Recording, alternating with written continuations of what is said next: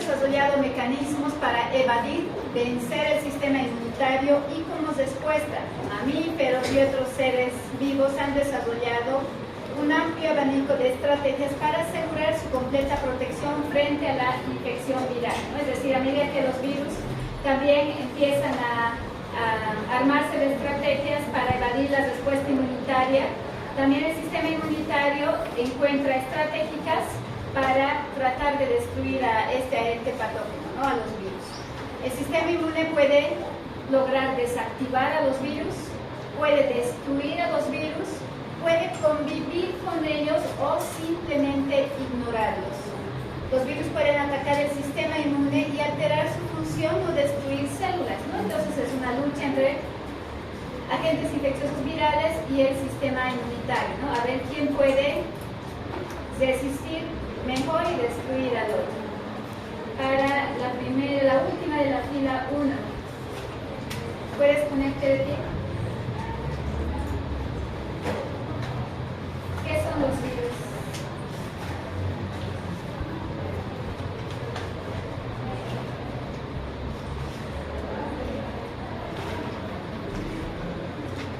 ¿Qué son los virus? ¿No?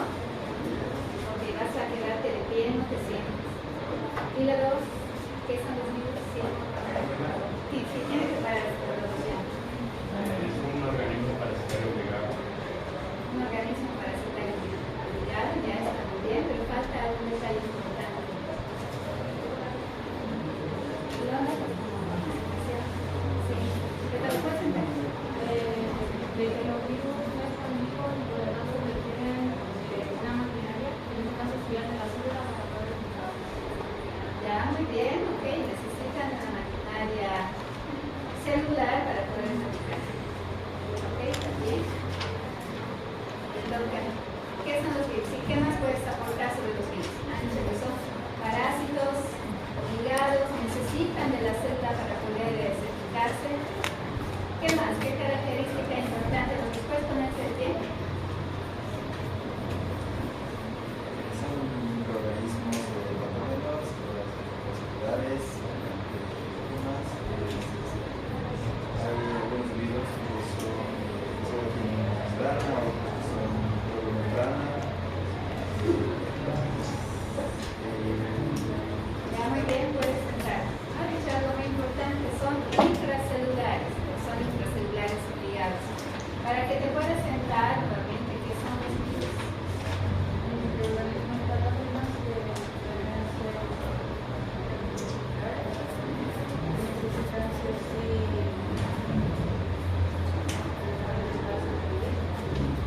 Sí o sí, una célula para poder sobrevivir. Esto más simple.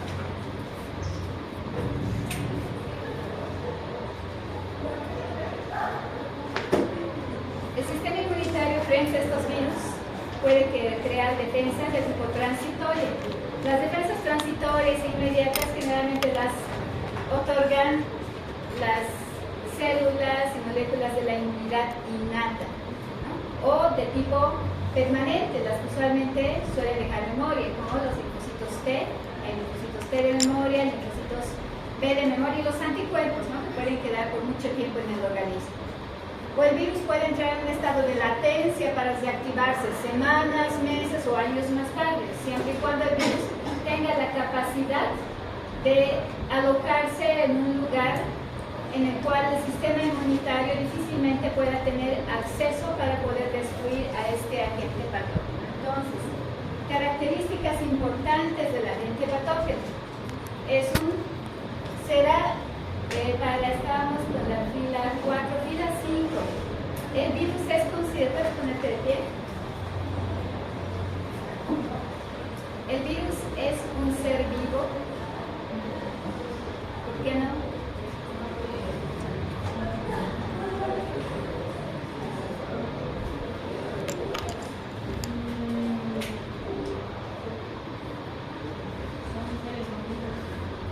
¿Son qué?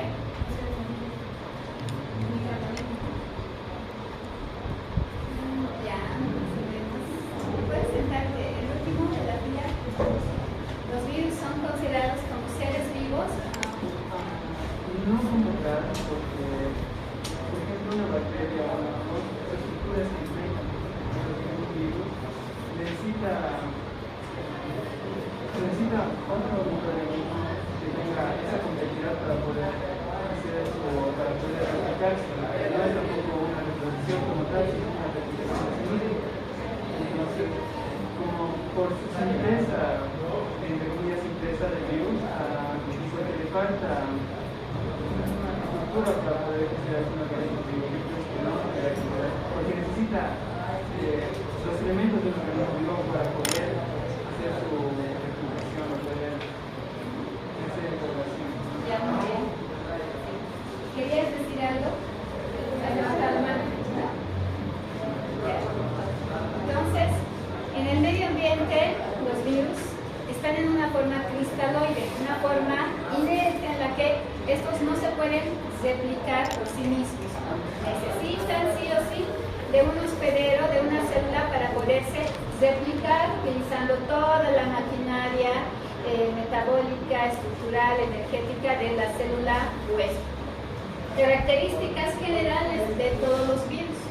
Estos virus pueden, estructuralmente se pueden clasificar en tres tipos, de acuerdo a su estructura, que puede ser simétrica o de tipo icosaédrica, pueden tener una estructura de tipo helicoidal o pueden tener una estructura compleja, bastante compleja, ¿no? Como los poxvirus, por ejemplo, tienen una forma bastante compleja, son virus más grandes, la forma es, la comparan con un ladrillo, es bastante compleja. Entonces hay tres tipos de formas estructurales del virus. De acuerdo a la composición genética, los dividimos en dos grandes grupos: virus de tipo DNA o virus de tipo RNA. Pero dependiendo de cada tipo de virus, ustedes ya saben, pueden ser, este genoma puede ser segmentado. Por ejemplo, el virus de la influenza, ¿cuántos segmentos está dividido su genoma viral? RNA, en 8 segmentos. Pueden estar divididos en segmentos o ser lineal. Los virus pueden contener diferentes tipos de enzimas. ¿Para qué es importante que tengan estas enzimas? Para cumplir todo el proceso de replicación viral en el interior de una célula blanca. Para eso necesariamente tendrían que tener transcriptasas, tendrían que tener proteasas, tendrían que tener ribonucleasas, tendrían que tener diferentes tipos de moléculas, ¿no? Que les van a ayudar a su replicación. También estos virus están conformados por una serie de proteínas que pueden ser unas estructurales. Las estructurales son las proteínas que van a formar la estructura final del virus una vez que se completa el ensamblaje dentro de la célula, ¿no? Una célula completa, pero un virus que ya ha sido ensamblado en la célula blanca, se conoce con el nombre de virión. No es un virus completo, tiene toda la estructura propia de cada tipo de virus, ¿no? Entonces, componentes estructurales. Pero también tienen componentes no estructurales, ¿no? Son las llamadas proteínas no estructurales. ¿Para qué sirven esas proteínas? Para que puedan ayudar en la replicación viral. Algunos, de acuerdo a si tienen envoltura o no, se los clasifica también en los dos grupos: virus sin envoltura y virus con envoltura. Los virus sin envoltura están simplemente constituidos por el genoma viral y por la cápside viral, ¿no? En conjunto se conoce como nucleocápside, son de estructura bastante simple. Los que están compuestos además por una envoltura externa, ahí se las conoce propiamente dichos, ¿no? Como virus con envoltura. ¿Cuál de estos dos tipos de virus ustedes creen que son más resistentes? ¿Los virus con envoltura o los virus sin envoltura? ¿Con envoltura? ¿Qué con envoltura? ¿Qué características para proteger al virus? Al genoma viral. Ya, o sea, lógicamente podemos pensar que es así porque tienen una capa más de componentes estructurales, moleculares, pero la envoltura en la mayor parte de los casos deriva de la célula huésped, ¿no? No es no es una parte que el virus haya formado por su cuenta durante el ensamblaje, sino que al completar el ensamblaje, al formarse la nucleocápside y al salir a través de la membrana citoplasmática, lleva consigo parte de la envoltura de la célula blanca. Eso se convierte en su envoltura. Esta envoltura, pues como es una estructura lipídica, más tiene lípidos, carbohidratos y las lipoproteínas de superficie, hace que en parte sean virus un poco más lábiles, menos resistentes a diversos componentes químicos que ayudan a desestabilizar al virio cuando estos están en contacto con un agente químico, antiséptico y demás. Entonces, son por lo general virus un poco menos resistentes los virus con envoltura. Y tienen lógicamente, ¿no?, componentes moleculares externos de superficie, que se conocen como antígenos de superficie del virus, que pueden estar expresados en la membrana o en la cápside viral o en la envoltura. Entonces, por lo general, están constituidos de esa manera los virus.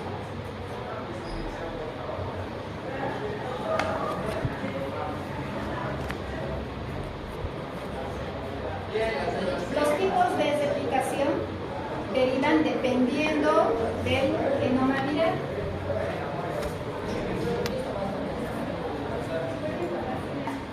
En la imagen hay virus DNA, virus RNA de acuerdo al genoma viral.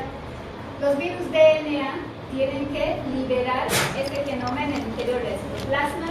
Este tiene que unirse al DNA de la célula hospedera, y una vez que se unen, se ensamblan, recién empieza a transcribirse la información a un RNA viral.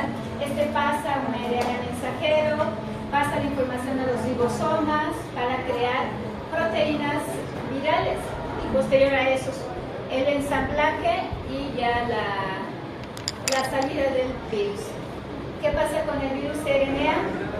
El virus RNA directamente pasa el genoma viral de tipo RNA al citoplasma, ¿no? Del citoplasma puede la información genética directamente ser transmitida o llevada a los ribosomas, al retículo endoplásmico y formarse proteínas virales, ensamblarse y obviamente el virus completo salir a infectar otra célula blanca. Con respecto a los retrovirus, ¿qué pasa con los retrovirus? ¿Por qué se los ha llamado retrovirus?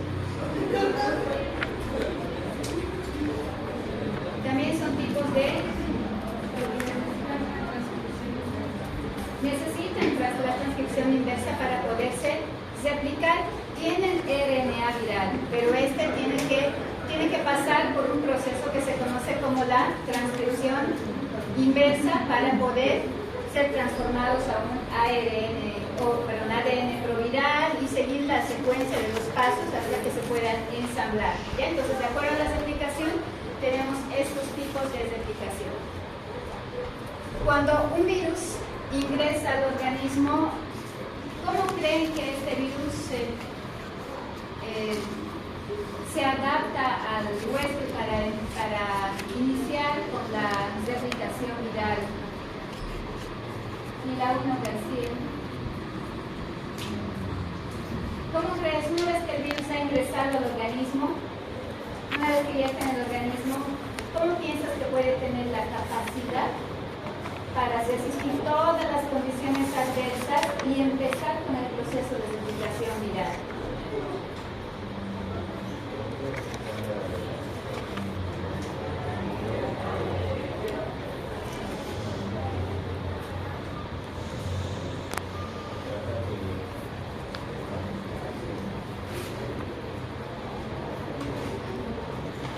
Qué bien, necesita tener mecanismos de evasión de la respuesta inmunitaria para poderse activar, pero lo más importante con los virus es que una vez que ingresan al organismo, para poder resistir todas las condiciones adversas, dependiendo de si tienen envoltura, no tienen envoltura, tienen enzimas que pueden abrirse camino a través de la matriz extracelular hasta llegar a su célula blanco. Si logran atravesar y logran llegar a su célula blanco, Entonces van a adquirir diferentes mecanismos que van a hacer que este virus se pueda adaptar a los que...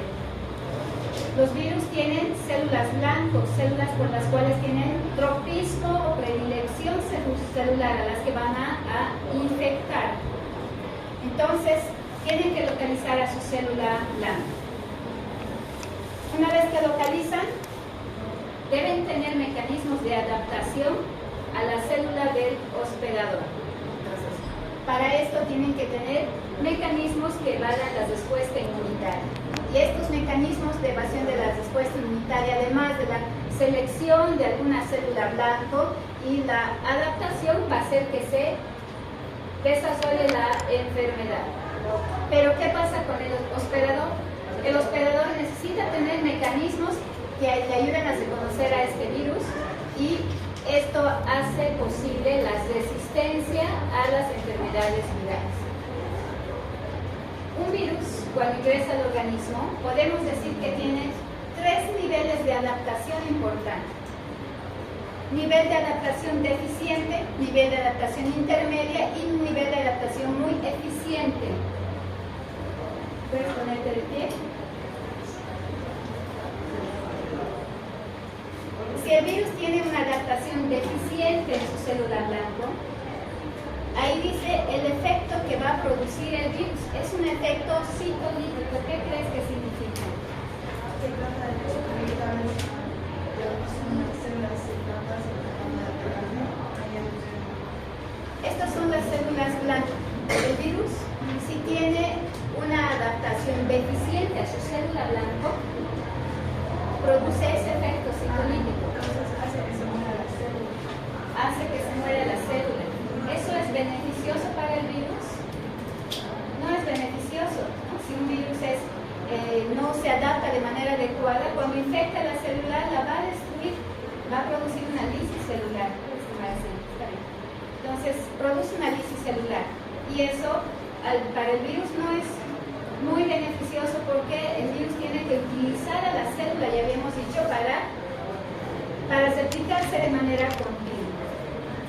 Si tiene el virus una afinidad intermedia, una adaptación intermedia a su célula blanco, va a tener mejor estabilidad, se puede replicar por más tiempo, la célula puede utilizarla como esta maquinaria de replicación. ¿Y qué pasa una vez que un virus se replica sucesivamente en una célula? Puede llegar un momento en que la replicación se altere, y algún error genético en la replicación, en la transcripción, en la traducción, en la formación de proteínas, y esto va a hacer que empiecen a generarse la variación antigénica, variación del virus. El virus empiece a mutar, a cambiar parte de la estructura. Los virus pueden mutar en menor grado o en mayor grado. Cuando mutan en mayor grado se conoce como salto antigénico y se generan nuevas cepas virales. ¿Qué pasa cuando la adaptación es muy eficiente?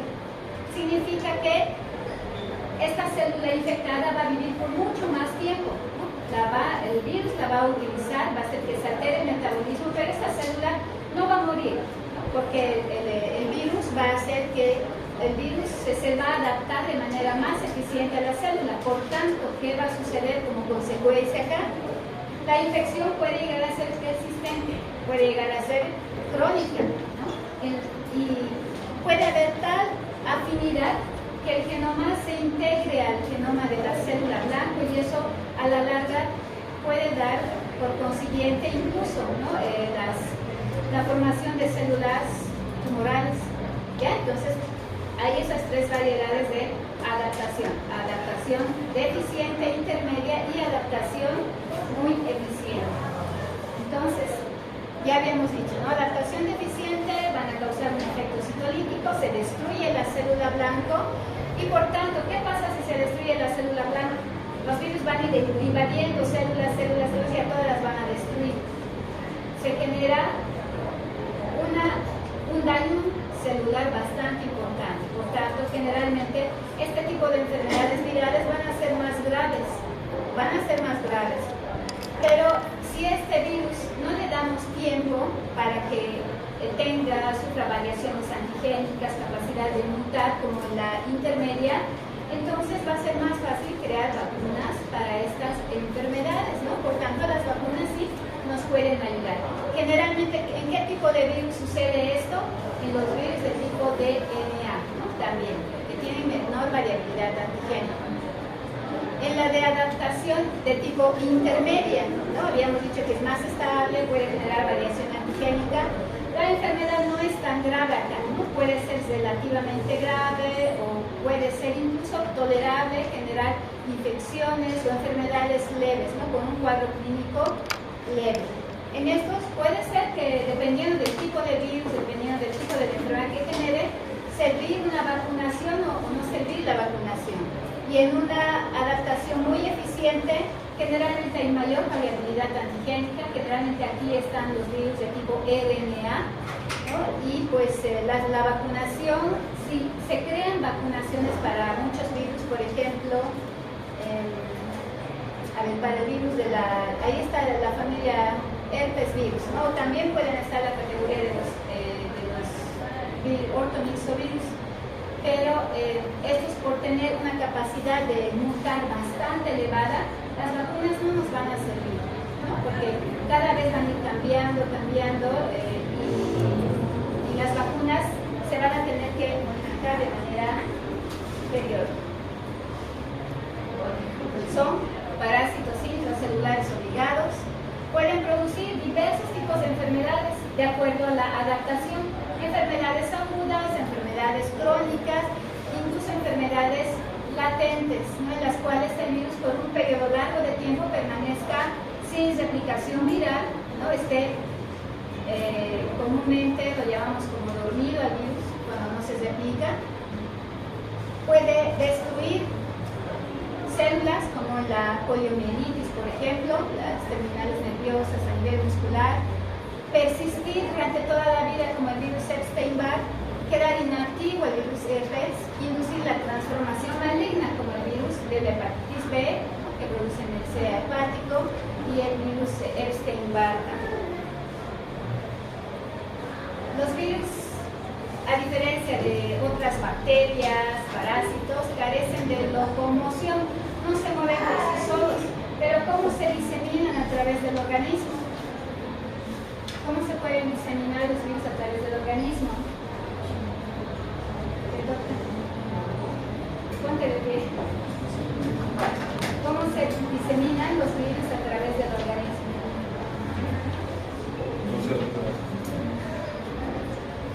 Ponte de pie, seguí de pie. ¿Cómo crees que se diseminan los virus en el organismo? Ponte de pie. Mediante su replicación.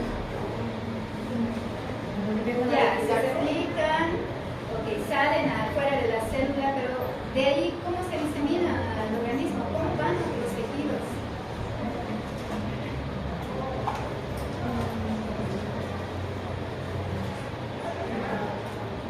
Ya, te quedas de pie. Con la sangre. Pues ponte de pie. Con la sangre. Se diseminan a través de la sangre. Ya, ¿qué más? Linfa, ya.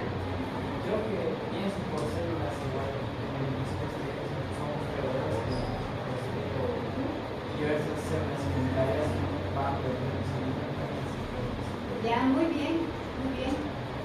Utilizan un medio de transporte, que puede ser los virus corporales o pueden ser las células infectadas. Generalmente las células móviles son las que son su medio de transporte para que estos virus puedan diseminarse a otros tejidos. Ya, nuevamente, ¿cómo se diseminan los virus? Dentro de la sangre, con mucosas. Ya, pues, ¿qué más? Aparte de la sangre, pues, claro. Cuando los desgastes, células, a través de las células. Las células que Como medio de infectan. transporte. Ya, pues. Entonces, hay muchas células móviles, ¿no? Que pueden, cuando un virus, después de que se replican, sale la matriz extracelular, hay células fagocíticas que también las pueden reconocer. Las reconocen, aquí activan mecanismos de endocitosis, fagocitosis y se convierten en medios de transporte para que estas células viajen a otros tejidos. ¿Cómo ingresa una célula blanca? ¿Cómo saben cuál es su célula blanca? ¿Cómo saben? ¿Tu compañero? Sí, ¿cómo se conocen los virus a una célula blanca? Puede ser por los receptores que tienen cada célula. Ya. Está bien, hay receptores de superficie. Los receptores de superficie son los que generalmente actúan. Sí, está bien. Los virus presentan. Los virus tienen antígenos de superficie, habíamos dicho, ¿no? Diversos antígenos de superficie son capaces de unirse como ligandos a los receptores que puede expresar una determinada célula. Todas las células expresan receptores de superficie. Muchos de estos se denominan clústeres de diferenciación o sedes, diversos sedes, son lugares específicos donde estos virus se unen o cualquier componente de superficie, ¿no? Actuando como una llave y una cerradura para abrir la puerta y el virus pueda ingresar a su célula blanca y poderla infectar. Ponte de pie. ¿Cuántas vías de ingreso puedes mencionar? Porque ¿cómo ingresa el virus al organismo? ¿Cuáles serán las vías de ingreso del virus?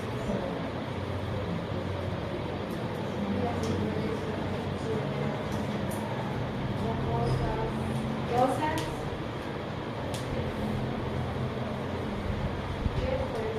A través de la piel, ¿sí?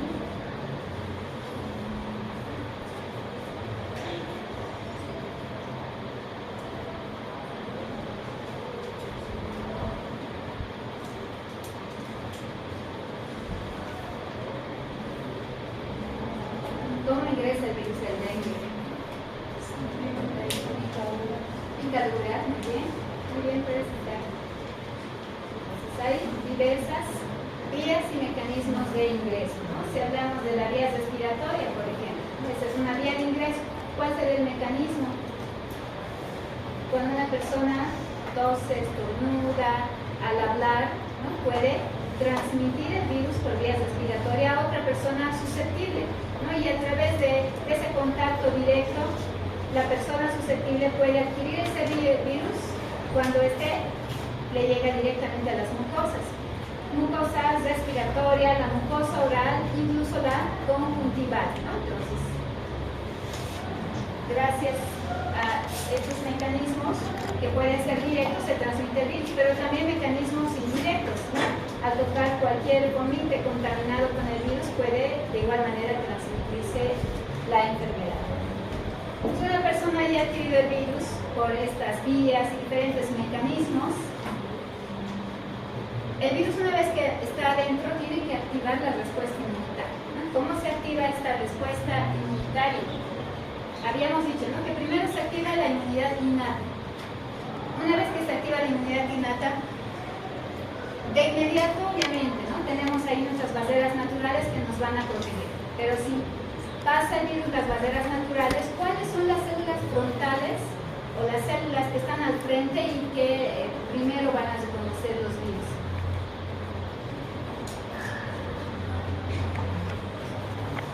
¿Qué células están a nivel de la piel, a nivel de las mucosas? Células dendríticas, mieloides, las células del ano, macrófagos tisulares, fijos o de patrullaje, las células NK que están también a nivel de la piel, de los tejidos, ¿no? Entonces, se conocen al virus e inmediatamente activan la respuesta inmunitaria. Pero no se queda esto ahí, se activa también la inmunidad de tipo específica o adaptativa, ¿no? Entonces participan diversas células y moléculas en la activación. Ya habíamos dicho las vías y mecanismos. encuentra su célula blanco, inmediatamente se va a replicar. ¿Cuál es la característica del virus en relación a otros agentes patógenos? Los virus siempre tienen un periodo de replicación corto, ¿no? Entonces el periodo de replicación generalmente es corto. Y eso lamentablemente es un mecanismo importante de evasión de la respuesta inmunitaria. ¿Por qué? Porque si de una célula infectada, de un virus que ha ingresado a una célula, salen 10.000 millones de virus, pues lamentablemente el sistema inmunitario para muchas enfermedades no va a ser eficiente para destruir a toda esa cantidad de virus que se está replicando de manera continua en estas células blancas. Entonces no dan tiempo al sistema inmunitario de responder de manera adecuada y de manera oportuna, ¿no? Por tanto, sí necesitamos de la ayuda de la inmunidad adaptativa también para responder. Muchos virus pueden permanecer latentes, es decir, escondidos durante mucho tiempo en lugares estratégicos donde la respuesta inmunitaria, o donde las células de respuesta inmunitaria no los logran localizar, ¿no? Logrando reactivarse con algún cambio a nivel funcional del organismo, o con un paciente ya está inmunocomprometido. El virus de la rabia tiene un periodo de incubación prolongado y permite que la aplicación de vacunas alerte el sistema inmunitario y por tanto sirve como tratamiento. Hay excepciones, habíamos dicho, ¿no? La mayoría tiene un periodo de incubación relativamente corto, pero en el virus de la rabia la replicación puede ser algo más lenta y el hecho de que estos se diseminen y lleguen hasta el sistema nervioso central también puede tardar mucho, ¿no? Y esto hace que le beneficia al sistema inmunitario y que puede generar una inmunidad adaptativa eficiente como para reconocer al virus y dar tiempo para destruirlo. Las vacunas, pues hay varias vacunas, la mayor parte de las vacunas, como ustedes saben, están hechas para evitar enfermedades de tipo viral, ¿no? Y estas, pues gracias a estas incluso, como ustedes ya recordarán, se ha erradicado la viruela.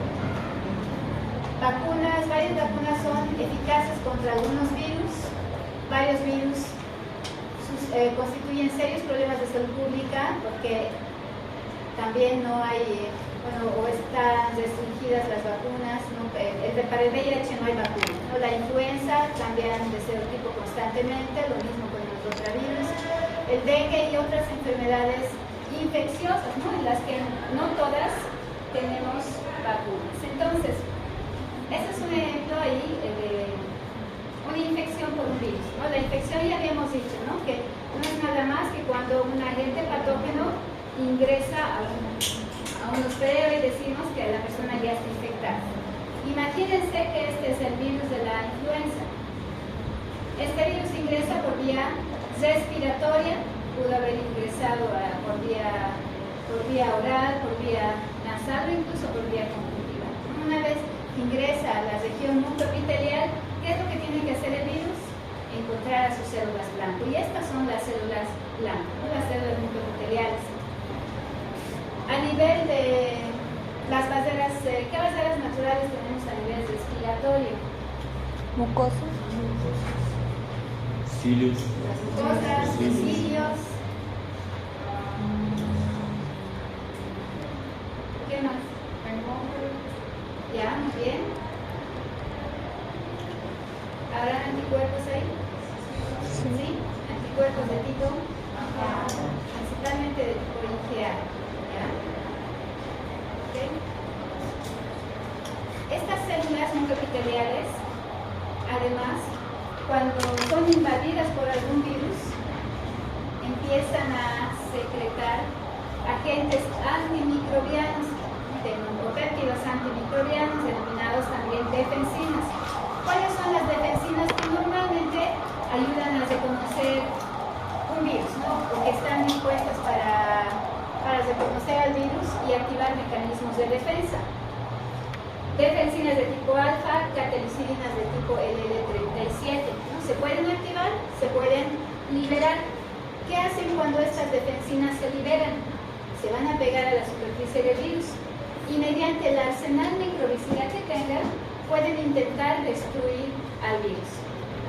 Pero también hay otras, ¿no? Hay otras moléculas solubles que tenemos a nivel respiratorio, ¿no? Las denominadas colectinas o el surfactante pulmonar, que habíamos dicho, ¿no? Que dentro de la clasificación de los receptores de reconocimiento de patrones hay PRRs que son solubles y uno de estos son las colectinas.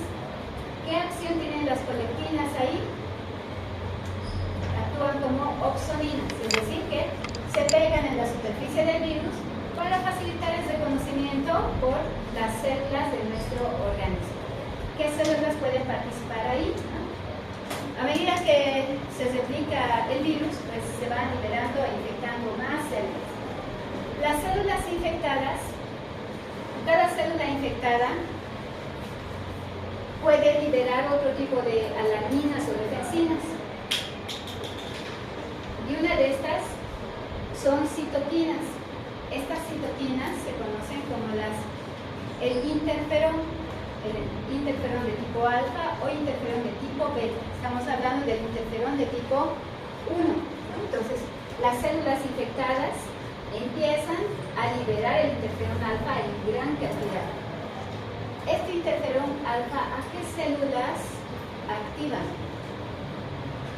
¿A qué células van a llamar?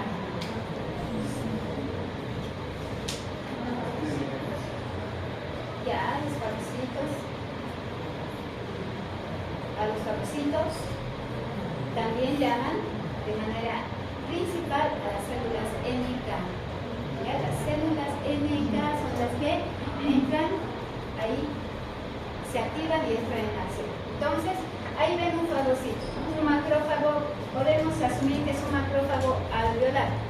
El macrófago, gracias a las opsoninas, estas colectinas, los reconoce de manera fácil y va a activar el mecanismo de la fagocitosis. O también, pues de manera directa, a través de sus receptores de reconocimiento de patrones. ¿Qué receptores de reconocimiento de patrones reconocen componentes virales?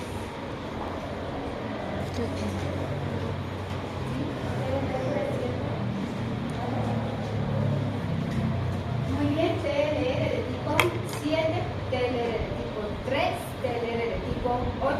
Pero ¿dónde están estos TLR? Si ustedes recuerdan, en el 1.1 habíamos dicho que hay dos. Los TLR son los receptores TOL de membrana.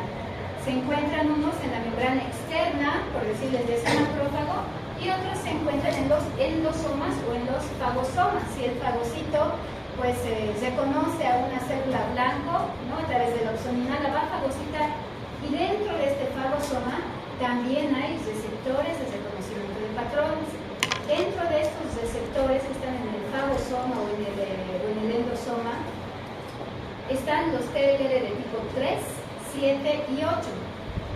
¿Qué se conocen estos? El genoma viral. ¿Ya? Genoma viral de tipo RNA. El TLR9 se conoce el DNA. ¿Ya? Entonces pueden conocer a los dos tipos de virus, ¿no? Virus RNA, virus DNA. ¿Qué hace cuando se conoce un virus en un macrófago? Todo este reconocimiento, la fagocitosis, la destrucción del agente patógeno hace que además se envíen señales de activación al macrófago para que además de la función de destrucción se active y se sinteticen por parte del macrófago citoquinas proinflamatorias. ¿Para qué sirven las citoquinas proinflamatorias? Para llamar a otras células de defensa. Y además, ¿qué función tienen? Realizar la presentación antigénica.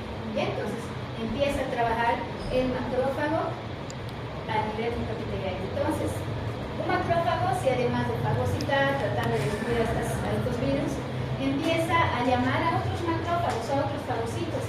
¿Qué citoquinas pueden ayudar a llamar a otros macrófagos? O a otros neutrófilos, ¿no? Los fagocitos en general.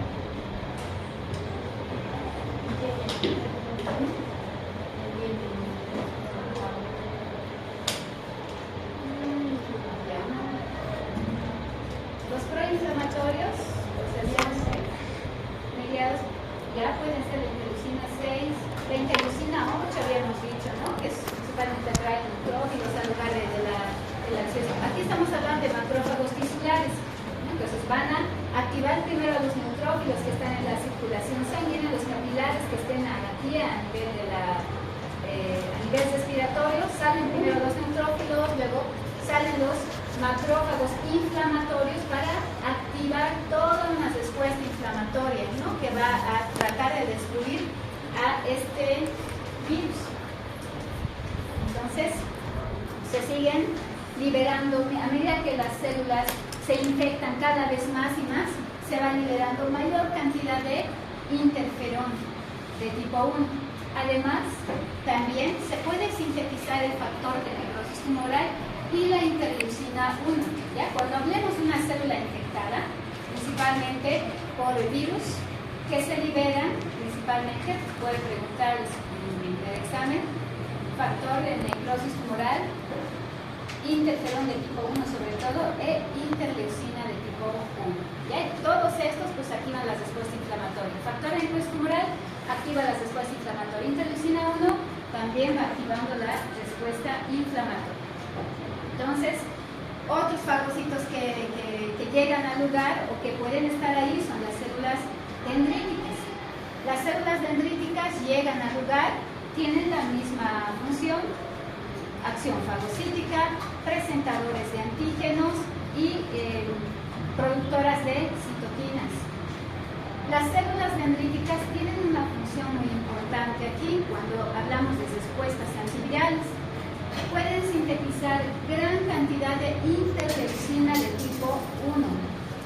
De todas las células dendríticas, habíamos dicho, no sé, en una oportunidad que hemos hablado, que las células dendríticas plasmocitoides son las que sintetizan la mayor cantidad de interferón de tipo 1.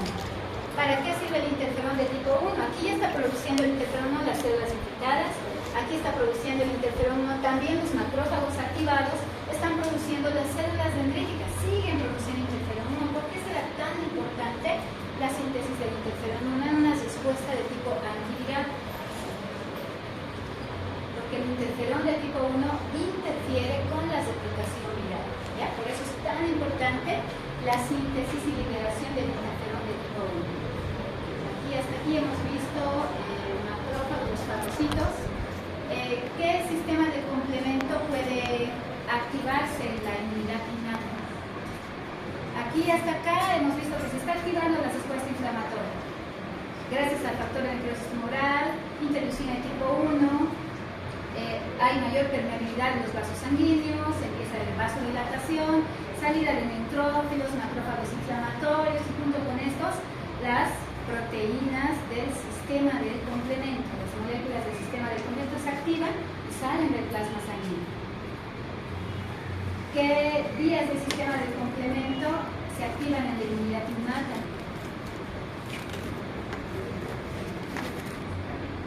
La vía alterna, la vía de las lectinas. Habíamos dicho que en una infección viral acá se están liberando colectinas, ¿no? Lectinas solubles en gran cantidad. Entonces, vamos a hablar de la vía de las lectinas del sistema del complemento, ¿no? Entonces, el MBL es un tipo de lectina soluble que se va a pegar al virus, como ustedes ven ahí, ¿no? Y una vez que se pega al virus, estas colectinas van a activar a esta vía de las lectinas, ¿no? Se activa el factor 4, el factor 2, de estos pues se van a formar las convertasa, ya conocemos todo esto, ¿no? Entonces, ¿qué es lo más importante de acá del sistema del complemento? El factor C3b, si ustedes recuerdan, es un factor que va a ser oxonizante, se pega en la superficie del virus para facilitar la fagocitosis por parte del macrófago. C3-alfa 5A actúan como moléculas quimiotácticas, van a atraer los fagocitos al lugar de la lesión, pero también se unen a los receptores de los mastocitos activando la respuesta inflamatoria, ¿no? Y liquidando principalmente histamina. ¿Qué hace el complejo de ataque de membrana? Aquí tienen ustedes un virus, ¿no? Esta es la superficie viral. ¿Qué hace el complejo de ataque de membrana? Destruye al virus de manera directa o también puede destruir células infectadas por virus. ¿Ya? Entonces, está activando aquí el sistema de complemento, amplificando la respuesta inflamatoria, la respuesta fagocítica y destruyendo de manera directa a los virus, ¿no? O a las células infectadas por virus. Entonces, acá tenemos los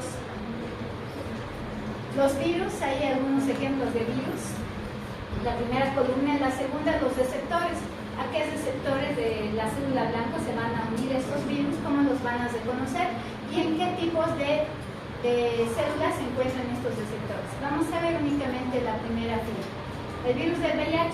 ¿Cuáles son los receptores de unión? Las llaves para que puedan ingresar a la célula blanca, ¿no? Son el receptor CD4, CXCR4 y CCR5. ¿Quiénes portan estos receptores en la superficie? Principalmente los linfocitos, todos los linfocitos T, ¿no? Los receptores CD4 y también algunas otras células como los macrófagos. Por tanto, estas se convierten en sus células blanco para el reconocimiento y identificación por parte del virus. Entonces, esta imagen ya representa una célula infectada por el virus. Ahí ustedes tienen el virus ya ha invadido la célula, ¿no? Y acá en esta imagen, esta es el endosoma, ¿no? La vesícula endocítica. Aquí ya puede ser que un fagocito haya fagocitado al virus, ¿no? Y dentro de la membrana del fagosoma se encuentran lo que ya les había dicho, ¿no? Los receptores TLR que van a reconocer los virus. Receptores TLR de tipo 3, 7 y nos falta uno más, TLR de tipo 8 y 9. ¿Cuáles reconocen el genoma RNA del virus? 3, 7 y 8, no se olviden, 3, 7 y 8. ¿Cuáles reconocen el DNA viral? TLR de tipo 9. Pero ¿qué pasa si los virus, una vez que han ingresado, tienen mecanismos de evasión, escapan de ese fagosoma o de la vesícula endocítica, salen de este endosoma al citoplasma? En el citoplasma, si ustedes recuerdan, tenemos nosotros otros receptores de reconocimiento de patrones a nivel del citoplasma. ¿Cuáles son los más importantes, los que únicamente reconocen virus? ¿Cuáles son los que solamente reconocen el genoma viral? Están libres en el citoplasma. Son los receptores, sí. Dentro de estos se dividen en dos grandes grupos, los RIG de tipo 1 y los MDA5. ¿Ya? Entonces, este grupo de receptores de reconocimiento de patrones nos ayudan en el reconocimiento viral de manera importante. Hay otros receptores, ¿no? Como los receptores no de tipo 1 y tipo 2. Estos pueden ayudarnos al reconocimiento viral, pero no son muy efectivos en el reconocimiento. Más que todo están relacionados al reconocimiento de bacterias, ¿ya? U hongos. Los que nos ayudan de manera ideal son esos receptores, ¿ya? Los SIG de tipo 1 y los MDA5. Esa célula infectada, ¿qué está sintetizando?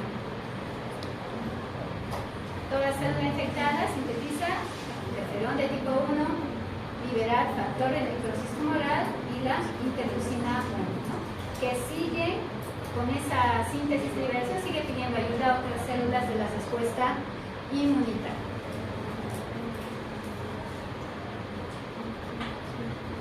Ok, esto ya hemos hablado, esto es prácticamente lo mismo y están los receptores de reconocimiento de patrones. Entonces, ¿por qué son tan importantes los interferones? Son citoquinas que interfieren en la replicación del virus y frenan la infección y o diseminación a células vecinas sanas, o estos reciben el nombre de interferones, debido a su capacidad de interferir con el ciclo vital del virus. Los interferones se sintetizan en las fases iniciales de la infección, incluso antes de que se activen otras respuestas inmunes. Ya les había dicho, inmediatamente una célula es invadida, puede empezar a sintetizar interferón de tipo 1. Los dos interferones de tipo 1, ¿no? Interferón alfa y beta, son los que van a ayudarnos a evitar la replicación viral. Pero en general, los interferones los conocemos, hay dos tipos grandes de interferones: interferón de tipo 1 y interferón de tipo 2. ¿Qué hora tiene? Y ven. Entonces, ahí, si ustedes de tipo 1. Los de tipo 1 recuerden que son alfa y beta. Tipo 1 alfa, mayormente las células presentadoras de antígenos, ¿ya? Además de toda célula infectada que habíamos dicho. Interferón de tipo beta puede estar ahí los fibroblastos, pueden estar las células endoteliales u otras células endoteliales también pueden sintetizar interferón beta. ¿Qué células sintetizan interferón gamma de manera importante? ¿Cuáles son los que producen mayor cantidad de interferón gamma? Linfocitos T, Helper. ¿Qué Helper sintetiza interferón gamma? Muy bien, T Helper de tipo 1. T Helper de tipo 1. Y las células NK. ¿Y para qué nos sirve que una célula infectada sintetice el interferón de tipo 1? Ahí tienen esta es la célula infectada. Si ustedes se fijan, ahí están los virus. Pueden estar a nivel de la vesícula endosómica o a nivel citoplasmático, ¿no? Si escapan del endosoma, son reconocidas por receptores de reconocimiento de patrones. Hay receptores de reconocimiento de patrones que activan mecanismos de fagocitosis. Hay otros receptores de reconocimiento de patrones que activan la síntesis, secreción y liberación de citoquinas. Cuando estimulamos a los TLR de tipo 7, 8, 9, a los SIC de tipo 1, MDA5, estos más que todo ayudan a activar mecanismos productores de citoquinas, es decir, que van a llevar el estímulo al núcleo para que una vez que lleguen acá, esta célula infectada va a empezar a sintetizar gran cantidad de interferón de tipo 1. Pueden sintetizar también factor de necrosis tumoral, interleucina 1, ¿ya? Pero acá vamos a ver cuál es la función del interferón de tipo 1. Una vez que sintetizan el interferón de tipo 1, lo van a liberar, ¿no? Lo van a liberar a la matriz extracelular. Lo liberan para que otras células vecinas, esta célula por ejemplo, pueden ser células infectadas o pueden ser células sanas, no infectadas, ¿ya? Infectadas o células sanas. Estas células tienen receptores para el interferón de tipo 1. Entonces se unen a los receptores del interferón de tipo 1 y llevan el mensaje hasta el núcleo de esta célula para que se empiecen a sintetizar diferentes tipos de moléculas que inhiban la replicación viral, ¿ya? De forma directa, el interferón, al estimular la formación de estas moléculas antivirales, evitan la replicación viral. Ya hay diversas moléculas que evitan la replicación viral. Estas tres moléculas las vamos a ver en un momento más. ¿Cuáles tienen estas moléculas? ¿No? Las proteinquinasas, las proteínas MX o AS son moléculas que van a alterar la replicación viral, ¿ya? Por tanto, van a hacer que este virus no se ensamble de manera adecuada y no llegue a infectar otras células de respuesta inmunitaria.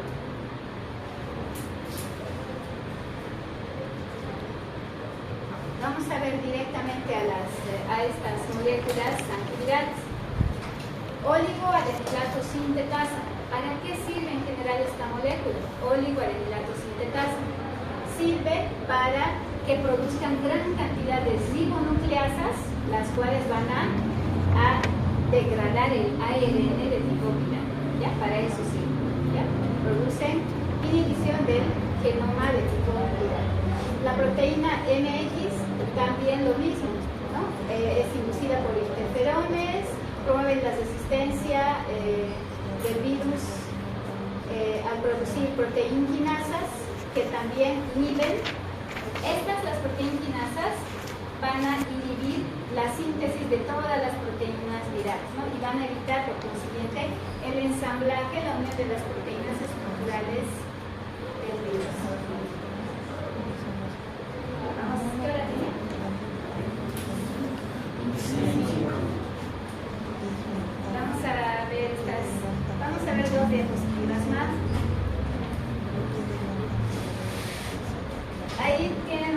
la parte superior al virus. El virus puede infectar una célula blanco y sintetizar gran cantidad de interferón 1. ¿Para qué sirve el interferón de tipo 1? El interferón de tipo 1 activa las células NK. ¿Ya? Entonces, las células NK, como ustedes saben, son muy importantes porque se conocen células infectadas por virus y las van a destruir. Es un mecanismo importante de control en la inmunidad innata, destruyen células infectadas. Entonces, activan las NK. Pueden activar a otras células, ¿no? Incluso a células sanas, sabemos que están cerca, para producir moléculas de inhibición de replicación viral, moléculas antivirales. ¿Qué efecto tienen sobre los linfocitos B? Un efecto negativo en relación a la producción de anticuerpos. El interferón de tipo 1 es responsable de la fiebre, es un pirógeno endógeno. Activa a las células citotóxicas de la inmunidad adaptativa. Pueden tener un efecto antitumoral porque activan igual las NK, y cuando una célula infectada pues, por virus sintetiza el interferón, promueve la síntesis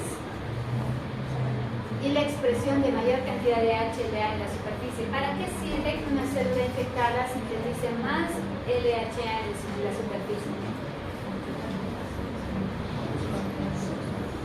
Las HLA ya no van a ir solas a la superficie, van a ir acompañadas con fragmentos del antígeno viral. Entonces, esto va a ayudar a que sean reconocidas como células infectadas para que un